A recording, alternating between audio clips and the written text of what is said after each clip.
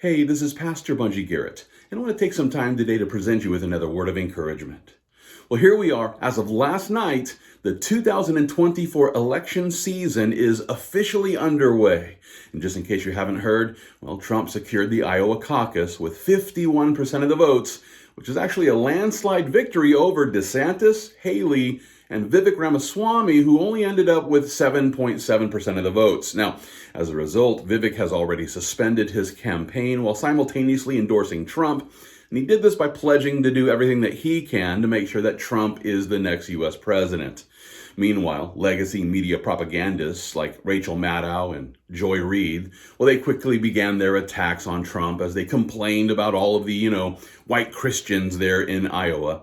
Here's how MSNBC's host Joy Reid put it as she launched into her unbiased evaluation of Iowa's predominantly white Christian population. I quote her here. This is what she said. "These are white Christians. This is a state that is overrepresented by white Christians that are going to participate tonight. This is a hyper-evangelical white state." In other words, never mind the results of the Iowa caucus, because listen, it's just a bunch of white Christians expressing their hyper-evangelical opinions. Now, as we consider this statement, I just want you to imagine for a moment what would happen if a conservative commentator was to dismiss the result of a Democrat caucus simply because of the racial or religious demographic of a certain region here in America. What sort of kickback would we expect to see if someone like a Tucker Carlson or a Sean Hannity were to present political statements about the race or the religion of certain voters and why their opinions shouldn't matter? I'm sure there would be an uproar. But from this, we can see that white evangelicals are about to be demonized as conservatives continue to ride the Trump train. And not only that, but I have no doubt that the people who placed Biden in the White House back in 2021, they're currently creating the conditions for maintaining their control of this office. And in order to make my case, I want to just take a quick trip down memory lane as we consider the events that, led up to the 2020 election results. And it was actually October the 18th, 2019. That's when Johns Hopkins hosted an exercise which was titled Event 201. Now, just to be clear, Event 201 was described as being a global pandemic exercise. And according to their own description of this event, and I quote here, Event 201 simulates an outbreak of a novel zoonotic coronavirus transmitted from bats to pigs to people that eventually becomes efficiently transmissible from person to person, leading to a severe pandemic. The pathogen and the disease it causes are modeled largely on SARS, but it is more transmissible in the community setting by people with mild symptoms. Now, as we consider this summary, which was presented back in 2019, I want to remind you that this is a descriptive summary of Event 201, which took place about 5 months prior to the Trump administration declaring a nationwide emergency because of COVID-19. And just like Event 201, just like that simulation, which was largely funded by the Bill Gates Foundation and the WEF, well, listen, the COVID-19 narrative was initially presented as an outbreak of novel zoonotic coronavirus, which began with bats in the wet market of Wuhan, China, just like the summary of Event 201.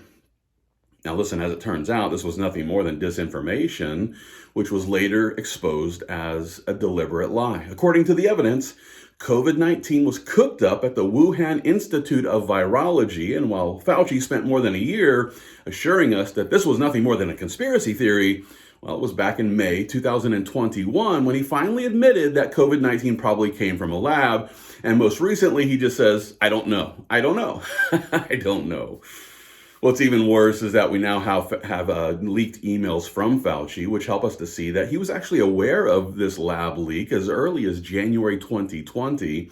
And seeing how he spent 2 years trying to cover up the connection between his own agency and the gain-of-function research that led to the lab leak, resulting in a global pandemic, well, I can't help but to see the connection between Event 201 and the subsequent pandemic, which was just exactly described in their summary of that event. And not only that, But there are many who believe that the pandemic was also a plandemic, which was designed to set the stage for the Great Reset, which includes the redistribution of wealth, as well as the conditions by which refugees are now being shipped en masse to the Western world. And if that's the case, if there is a connection here, then it seems possible that Event 201 was actually just a dress rehearsal for the real pandemic, which could have been used to provide our political leaders, with emergency powers, the powers they needed to then ensure the outcome of the last presidential election. Now, before you dismiss me as being a conspiracy theorist, I just want to take a moment to consider the Disease X Act of 2023. Just to be clear, Disease X is supposed to serve as a placeholder for currently unknown viruses. And it was actually back in 2017 when the World Health Organization added Disease X to a short list of pathogens deemed a top priority for research. That's right, the WHO, the group of globalists who want to take control of our country at the very next, time we have a pandemic. Yeah, those guys, they appear to be very interested in the study of a pathogen that doesn't yet exist.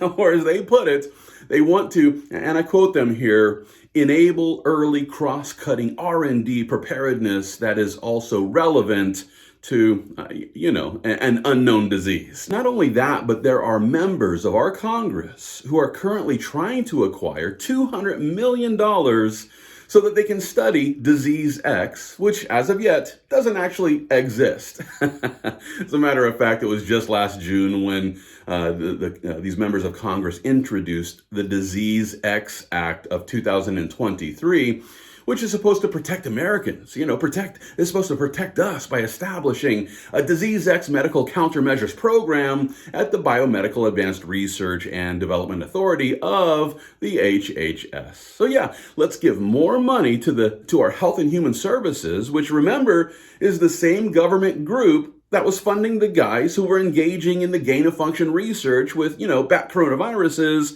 there at the Wuhan Institute of Virology. That's right. We need to give the HHS more money so that they can protect us from a disease that doesn't yet exist, but they're pretty sure will exist in the very near future. And listen, this same discussion about Disease X is actually taking place at this week's World Economic Forum, which is taking place there in Davos.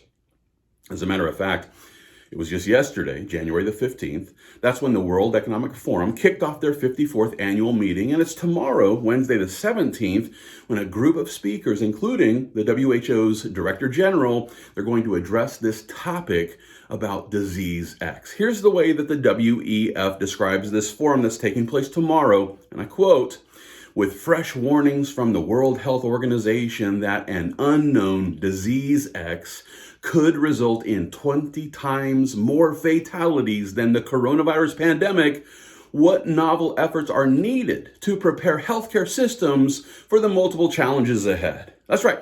The WHO, the WEF, the guys who helped organize Event 201, these guys are working together now in order to prepare the world for Disease X, which according to them could result in 20 times more fatalities than COVID-19. Now, with that being the case, I can't help but to wonder, are we about to watch history repeating itself? And will there be another plandemic prior to this year's election, which is scheduled for this November?